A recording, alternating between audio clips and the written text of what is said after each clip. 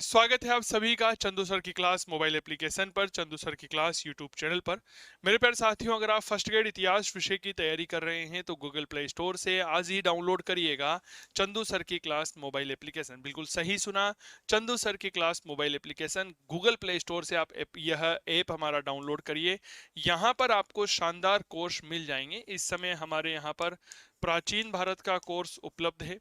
इस समय हमारे यहाँ पर विश्व इतिहास का कोर्स अवेलेबल है और इसके साथ ही हम जो हैं वह आपको उपलब्ध करवा रहे हैं टेस्ट सीरीज भारत का इतिहास।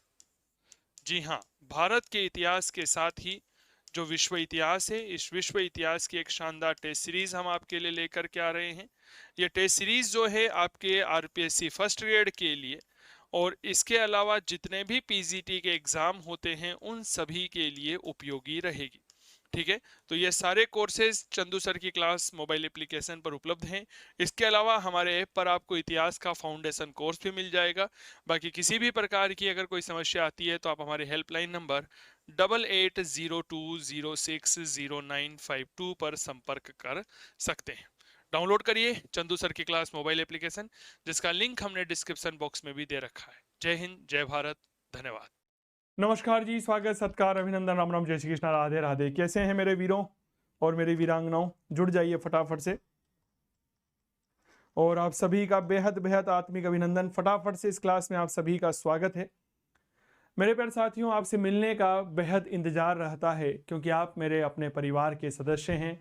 आप भारत के भावी राष्ट्र निर्माता है क्योंकि आप शिक्षक और शिक्षिका के पद को सुशोभित करने जा रहे हैं।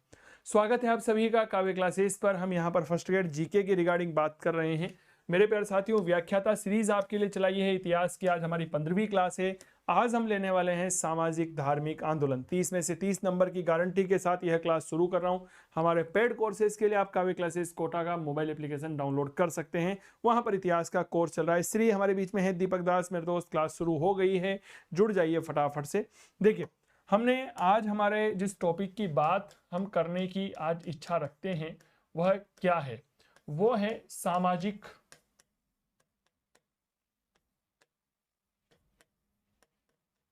धार्मिक सुधार आंदोलन। इस टॉपिक के अंतर्गत कुल मिलाकर के आपके 3 महत्वपूर्ण सुधारक दे रखे हैं। अब वो 3 सुधारक कौन कौन से हैं? तो भैया, पहला नाम आता है राजा राम मोहन राय। राजा राम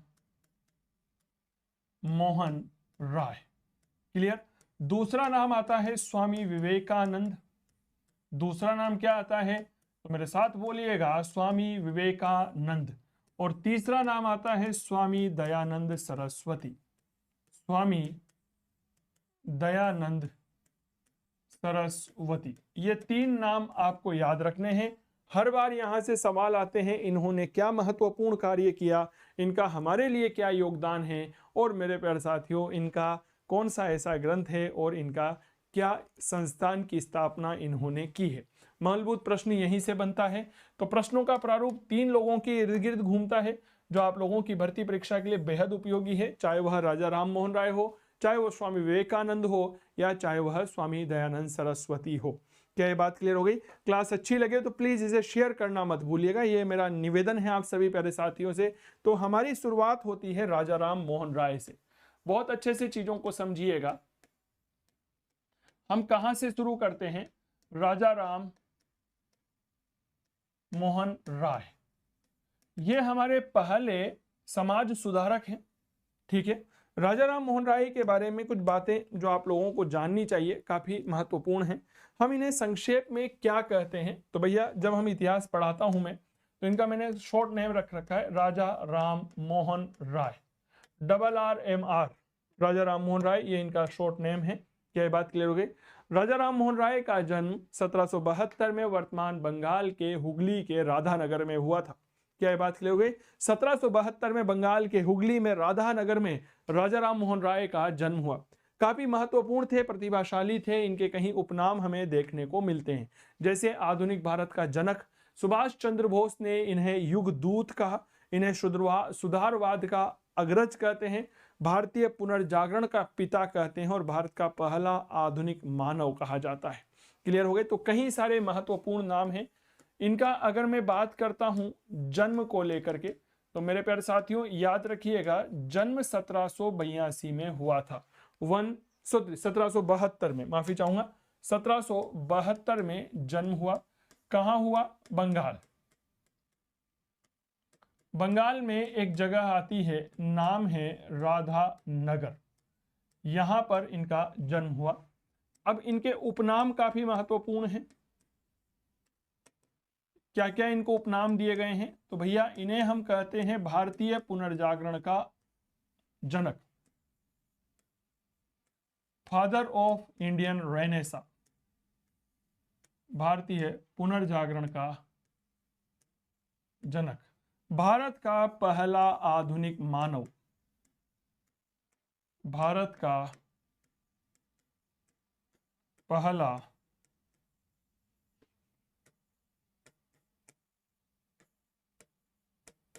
आधुनिक मानव। सुभाष चंद्र बोस ने इन्हें क्या कहा? तो याद रखिएगा सुभाष चंद्र बोस ने इन्हें युगदूत कहा था। बताओ क्या कहा था? युगदूत की संज्ञा दी थी। क्या ये बात क्लियर हो गई? और क्या कहा जाता है? इन्हें कहा जाता है आधुनिक भारत का पिता। इन्हें क्या कहा जाता है? तो याद रखिएगा आधुनिक भारत का पिता इन्हें कहा जाता है। इसके अलावा अगर मैं आपके लिए रखना चाहूं तो इन्हें कहते हैं भारतीय सुधारवाद का अग्रज।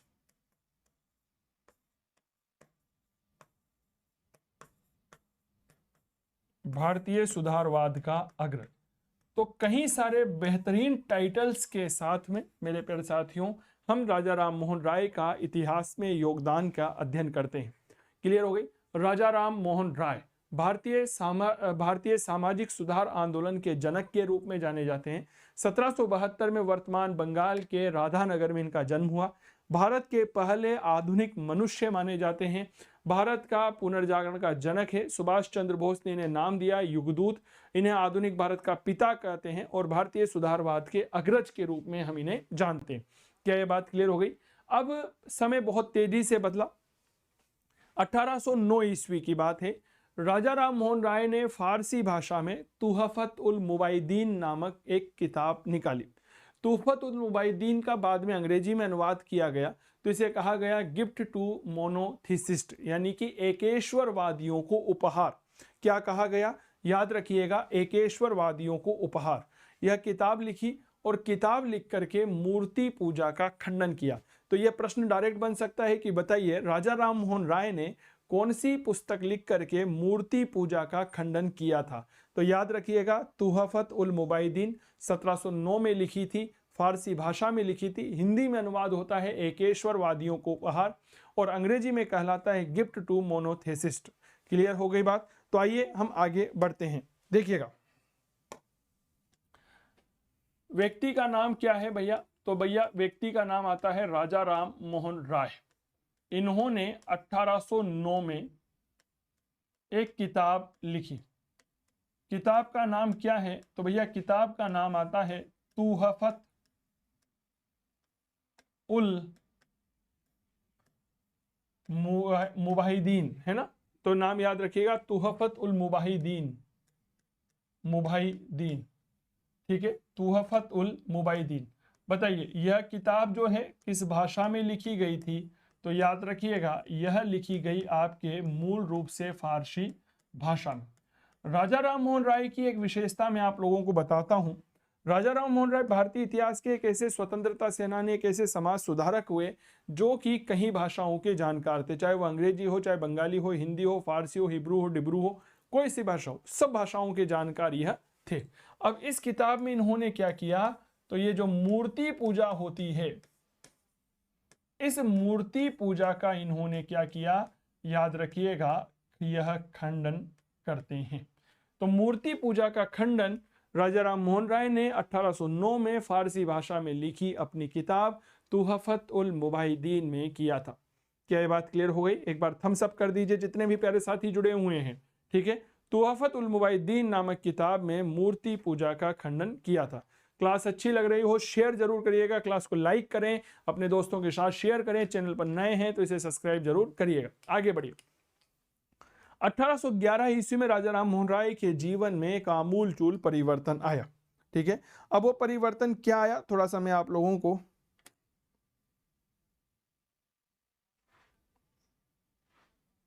ठीक है सर, 1809 में राजा राम मोहन राय की एक भाभी थी, है ना, इनके बड़े भाई की पत्नी थी, वह हो गई सती। राजा राम मोहन राय को बड़ा अफसोस हुआ क्योंकि इनकी मां के समान थी। सती हुई, तो सती होने की वजह से इन्होंने पूरे भारत में सती प्रथा के खिलाफ आंदोलन चलाया। क्लियर हो गई। इससे प्रभावित होकर के उस समय हमारे गवर्नर जनरल हुआ करते थे विलियम बेंटिक। उन्होंने 4 दिसंबर 1829 को अधिनियम 17 पारित किया और 17 पारित करके इन्हों को सती प्रथा पर प्रतिबंध लगाया। तो भारत के इतिहास में सती प्रथा पर प्रतिबंध लगाने का कार्य किसने किया था? विलियम बेंटिक ने। किसके प्रयासों से? राजा राम मोहन राय के प्रयासों से।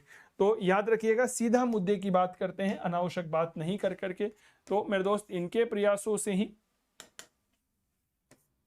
4 दिसंबर 1829 गवर्नर जनरल, नाम क्या है? Lord William Bentinck.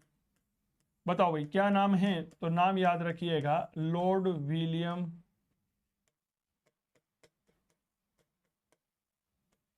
बेंटिक।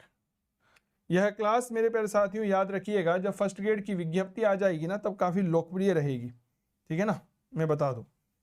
इस लॉर्ड विलियम बेंटिक ने राजा राम मोहन राय के प्रयासों से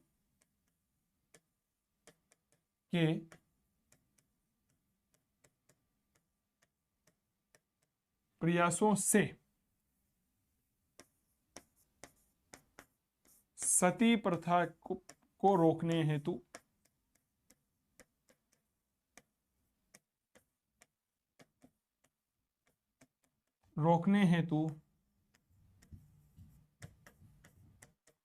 अधिनियम 17 पारित किया।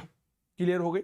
अब देखो, आपके एग्जाम में एक बार सवाल पूछा गया था 2017 में, वहां ऐसे नहीं दे करके रोमन दे रखे, तो भैया रोमन में अधिनियम 17 जो है वह ऐसे लिखा जाता है। क्या ये बात क्लियर हो गई? तो लॉर्ड विलियम बेंटिक ने राजा राम मोहन राय के प्रयासों से सती प्रथा को रोकने हेतु अधिनियम 17 जारी किया था। 1814 में राजा राम मोहन राय आत्मीय सभा की स्थापना करते हैं।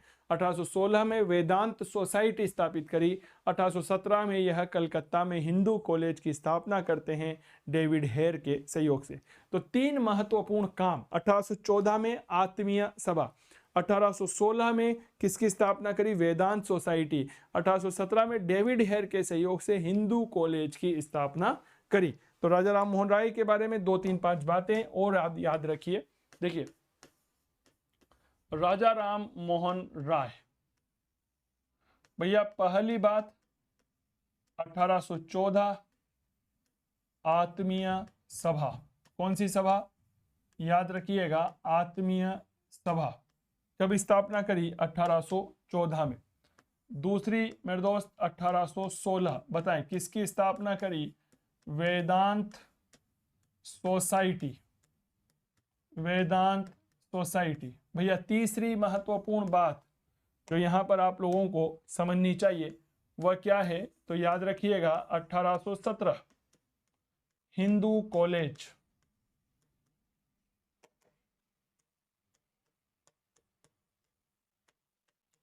कहां पर?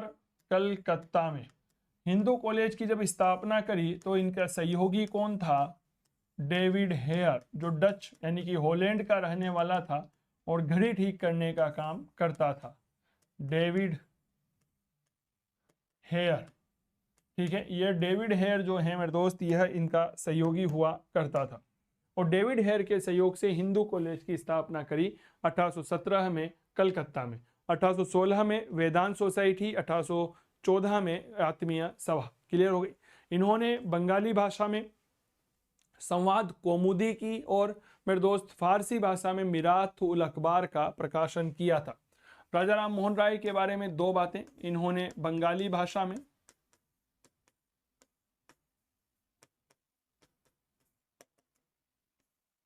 किसका प्रकाशन किया? संवाद कौमुदी का। और फारसी भाषा में मिरात उल अखबार। बंगाली भाषा में मेरे प्यारे साथियों याद रखिएगा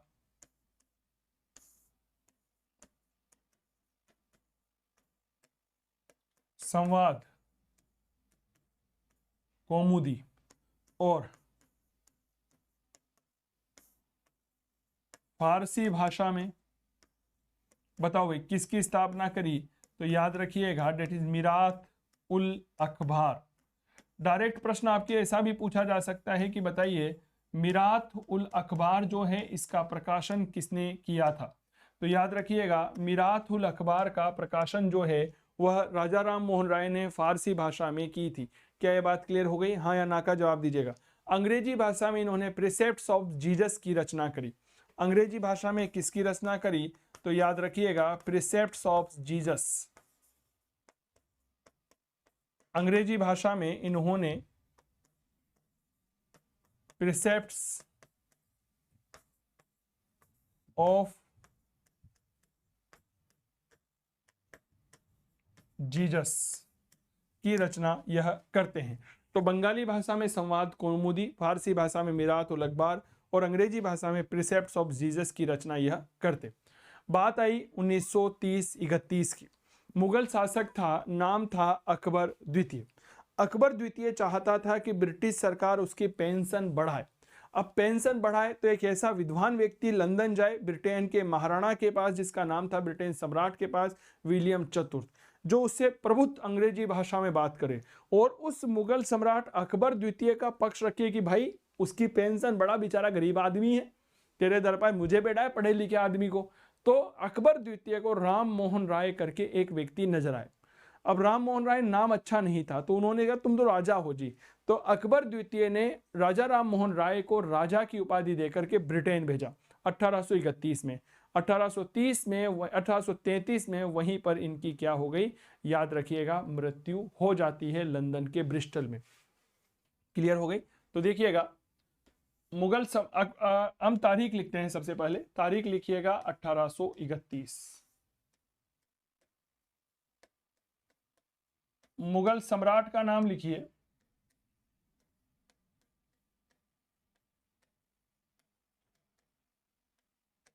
अकबर द्वितीय। राम मोहन राय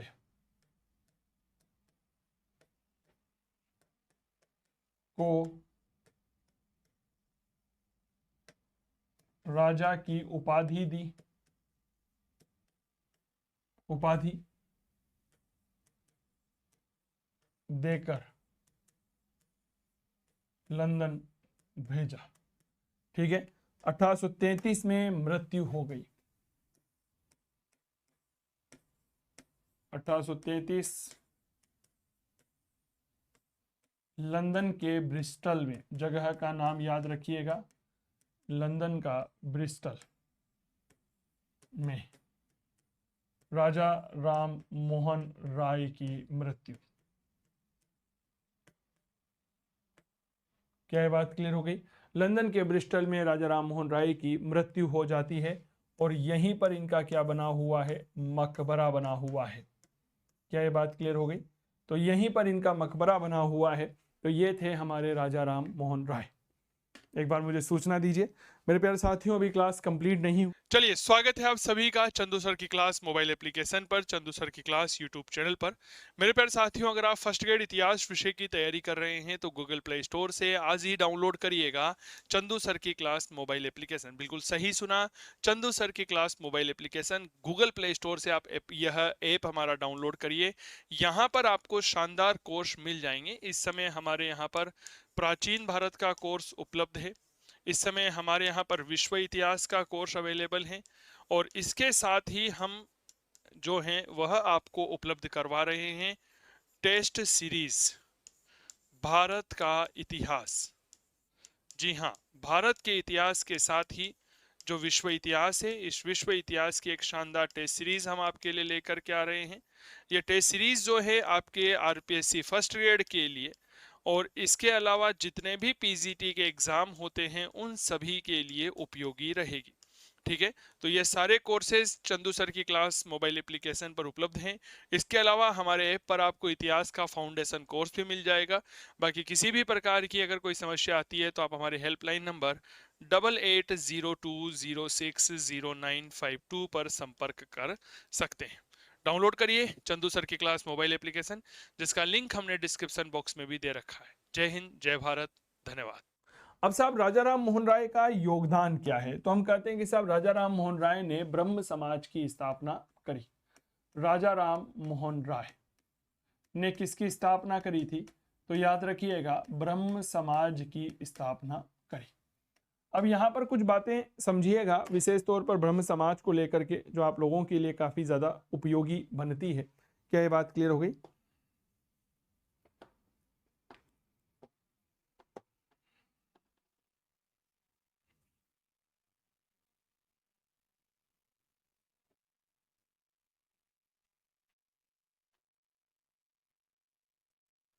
तो ये चीज़ें जो है आप लोगों को बहुत अच्छे से याद रखनी है, क्योंकि ये हमारे लिए बेहद उपयोगी है। क्या ये बात क्लियर हो गई? चलिए, अब हम बात करते हैं कि साहब ब्रह्म समाज की जो स्थापना की गई वह क्या है। मैं एक बात बताना चाहूँगा मेरे प्यारे साथियों, हम बेसिकली प्रयास करना छोड़ देते हैं। एक बार हारे फिर हम दोबारा कोशिश ही नहीं करते। ऐसा नहीं करते कि हम एक बार फिर से कोशिश करें और फिर से अपने लक्ष्य की तरफ आगे बढ़े। हमें आगे बढ़ना चाहिए, क्योंकि कहा जाता है कि सफलता एक बार में प्राप्त नहीं होती, कोशिश करते रहेंगे तो सफलता एक दिन जरूर प्राप्त हो जाएगी। मैंने कुछ पंक्तियां लिखी है कि हमारी सबसे बड़ी कमजोरी यह है कि हम प्रयास करना छोड़ देते हैं। हमारी सबसे बड़ी कमजोरी यह है कि हम प्रयास करना छोड़ देते हैं। सफलता का एक रास्ता है कि एक बार और प्रयास किया जाए। सफलता का एक रास्ता है कि एक बार और प्रयास किया जाए, क्योंकि जब हम एक बार और प्रयास करेंगे तो हमारा वह प्रयास पिछले वाले प्रयास से बेहतर होगा, क्योंकि हमें हमारी कमजोरियों का पता है, और जिस व्यक्ति को अपनी कमजोरियों का पता है उसके लिए सफलता का रास्ता आसान होता है। तो मेरे कहने से एक बार और कोशिश करिए। यह पंक्तियां उन विद्यार्थियों के लिए थी जो असफल हो जाते हैं। एक बार और कोशिश करिए, लेके प्रभु का नाम, एक बार दोबारा कोशिश करिए। अब की बार सफलता आपका आलिंगन करेगी। ठीक है,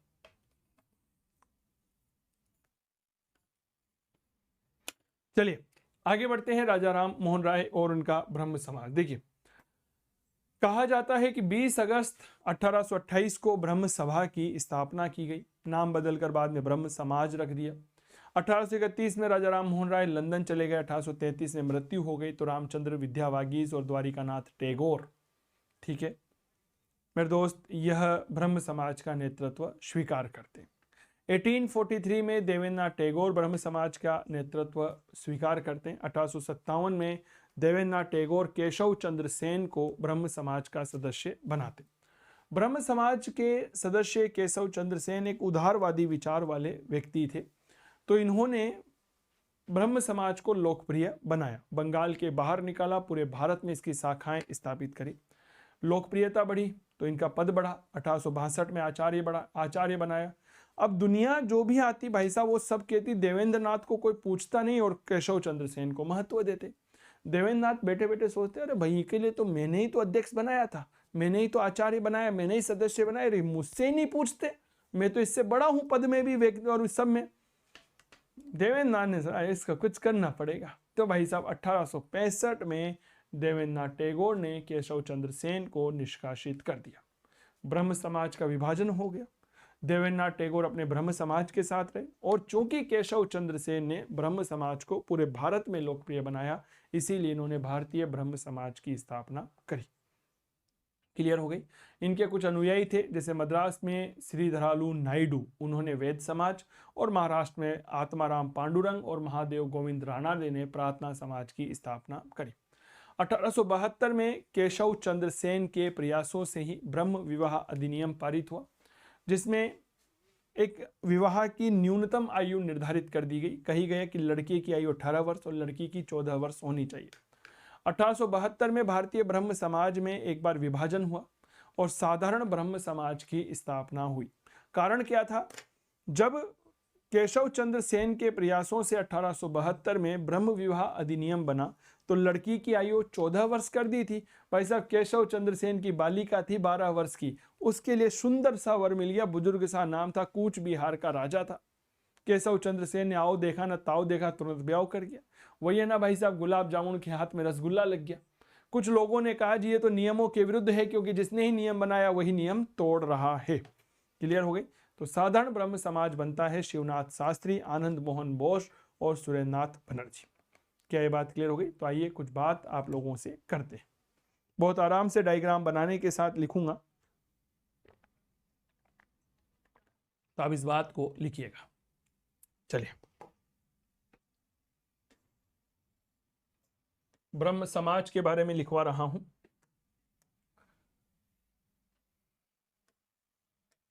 बीस अगस्त 1828 राजा राम मोहन राय ने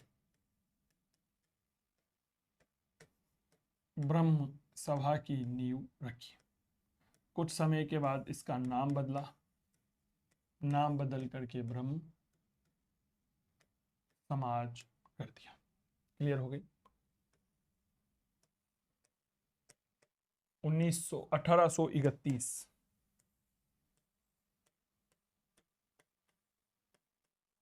राजा राम मोहन राय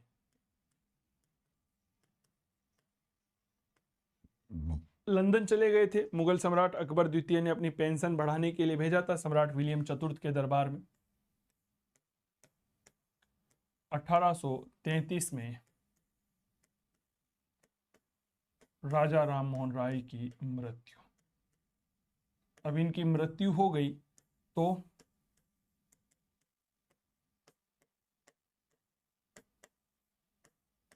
ब्रह्म समाज का नेतृत्व। अब यहां से ब्रह्म समाज में होता है परिवर्तन और नेतृत्व दो लोगों के हाथ में आ जाता है। पहले व्यक्ति होते हैं आचार्य रामचंद्र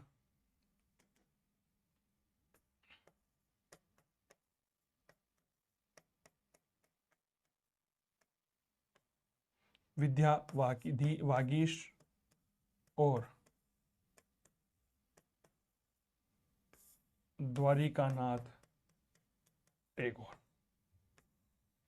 द्वारिकानाथ टैगोर के एक पुत्र होते हैं जिनका नाम है देवेंद्र नाथ टैगोर। वह 1843 में ब्रह्म समाज के लीडर बने। इनके पुत्र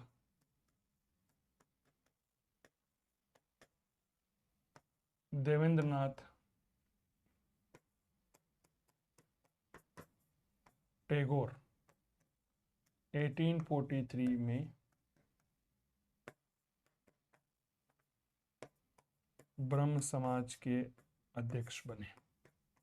यानी कि अब ब्रह्म समाज जो है वह, ठीक है, एक तरह से अगर मैं कहूं कि उसका नेतृत्व परिवर्तन होता जा रहा है। स्थापना की थी राजा राम मोहन राय ने, उसके बाद नेतृत्व किया रामचंद्र विद्यावागीश और द्वारिकानाथ टैगोर ने, और 1843 में नेता बन गए देवेंद्र नाथ टैगोर। अब देवेंद्र नाथ टैगोर ने क्या महत्वपूर्ण काम किया, थोड़ा सा इस बात को समझिएगा। यह तो हो गया हमारी कहानी का पहला पार्ट, ठीक है। अब देखिए,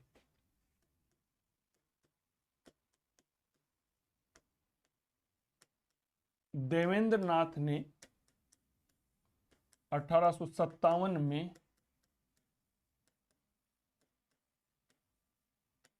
केशव चंद्र सेन को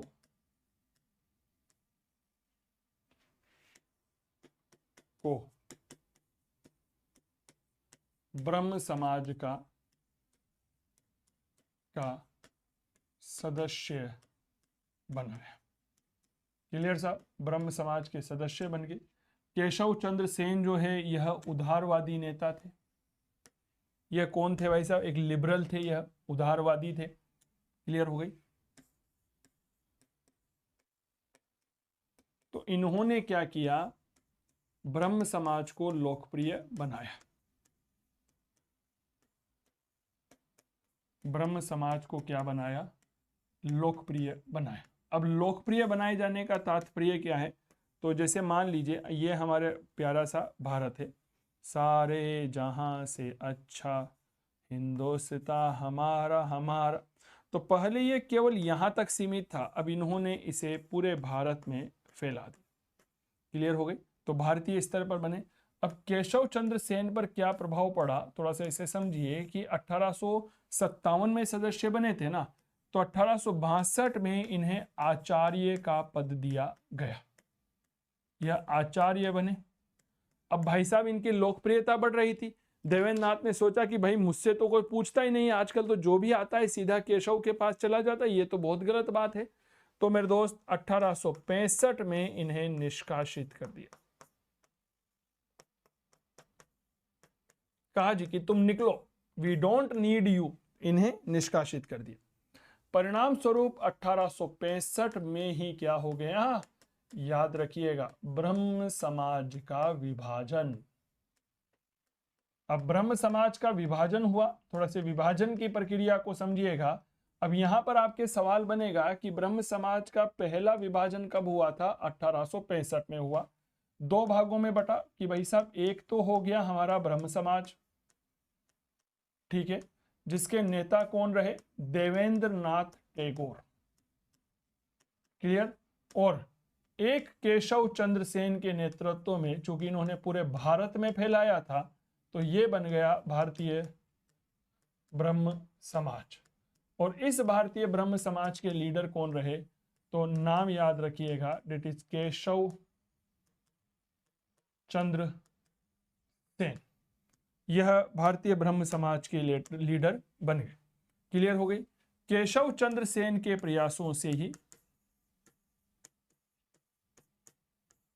प्रयासों से याद रखिएगा 1782, कब भैया? 1782 में ब्रह्म विवाह अधिनियम पारित हुआ। कौन सा विवाह अधिनियम बना? तो याद रखिएगा, डेट इज ब्रह्म विवाह अधिनियम बना। अब ये ब्रह्म विवाह अधिनियम जो है, इसको आप इस तरह से समझिए कि जो लड़का है, अगर इसकी शादी करनी है तो 18 साल उम्र होनी चाहिए, लेकिन अगर कोई लड़की है और इसकी शादी करनी है तो मेरे दोस्त 14 साल इसकी उम्र होनी चाहिए। ये लड़का है 18 साल, उधर दो चोटी है, तो आप समझ गए होंगे कि यह कौन होगी? लड़की होगी। क्लियर हो गई? अब हमारे केशव बाबू ने क्या किया, 12 साल की इनकी एक बेटी थी, किनके? केशव बाबू की 12 साल की पुत्री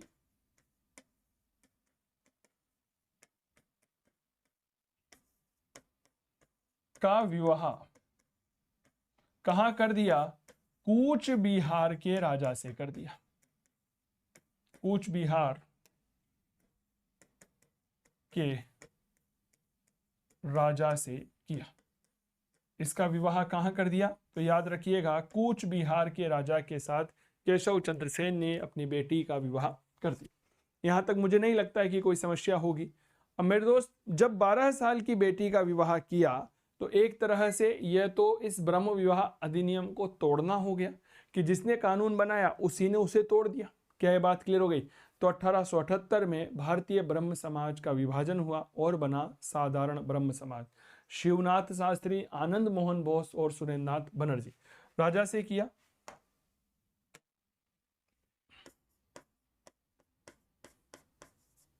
परिणामतः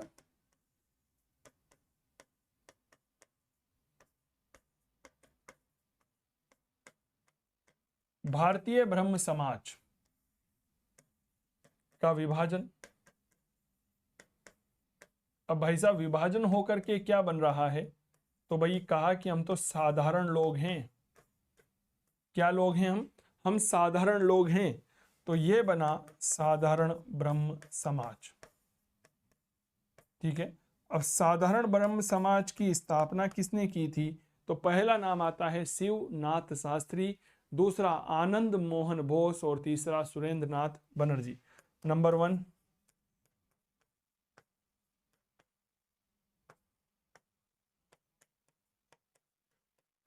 शिवनाथ शास्त्री, दूसरा नाम आनंद मोहन बोस,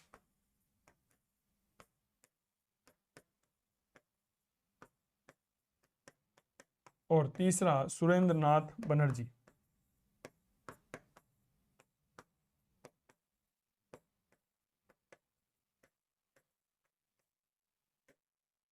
क्लियर हो गई। तो इस प्रकार बना यह साधारण ब्रह्म समाज। तो ये था हमारे राजा राम मोहन राय और उनसे जुड़ा हुआ ब्रह्म समाज और वहां से बनने वाले सवाल। क्या ये बात क्लियर हो गई? एक बार फटाफट से थम्स अप करिए जितने भी प्यारे सा। चलिए, स्वागत है आप सभी का चंदू सर की क्लास मोबाइल एप्लीकेशन पर, चंदू सर की क्लास यूट्यूब चैनल पर। मेरे प्यारे साथियों, अगर आप फर्स्ट ग्रेड इतिहास विषय की तैयारी कर रहे हैं तो गूगल प्ले स्टोर से आज ही डाउनलोड करिएगा चंदू सर की क्लास मोबाइल एप्लीकेशन। बिल्कुल सही सुना, चंदू सर की class mobile application. Google play store से आप यह ऐप हमारा डाउनलोड करिए। यहाँ पर आपको शानदार कोर्स मिल जाएंगे। इस समय हमारे यहाँ पर प्राचीन भारत का कोर्स उपलब्ध है। इस समय हमारे यहाँ पर विश्व इतिहास का कोर्स अवेलेबल है और इसके साथ ही हम जो हैं वह आपको उपलब्ध करवा रहे हैं टेस्ट सीरीज भारत का इतिहास। जी हाँ, भारत के इतिहास के साथ ही जो विश्व इतिहास है, इस विश्व इतिहास की एक शानदार टेस्ट सीरीज हम आपके लिए लेकर के आ रहे हैं। ये टेस्ट सीरीज जो है आपके आरपीएससी फर्स्ट ग्रेड के लिए और इसके अलावा जितने भी पीजीटी के एग्जाम होते हैं उन सभी के लिए उपयोगी रहेगी। ठीक है, तो ये सारे कोर्सेज चंदू सर की क्लास मोबाइल एप्लीकेशन पर उपलब्ध हैं। इसके अलावा हमारे ऐप पर आपको इतिहास का फाउंडेशन कोर्स भी मिल जाएगा। बाकी किसी भी प्रकार की अगर कोई समस्या आती है तो आप हमारे हेल्पलाइन नंबर 8802060952 पर संपर्क कर सकते हैं। डाउनलोड करिए चंदू सर की क्लास मोबाइल एप्लीकेशन, जिसका लिंक हमने डिस्क्रिप्शन बॉक्स में भी दे रखा है। जय हिंद, जय भारत, धन्यवाद।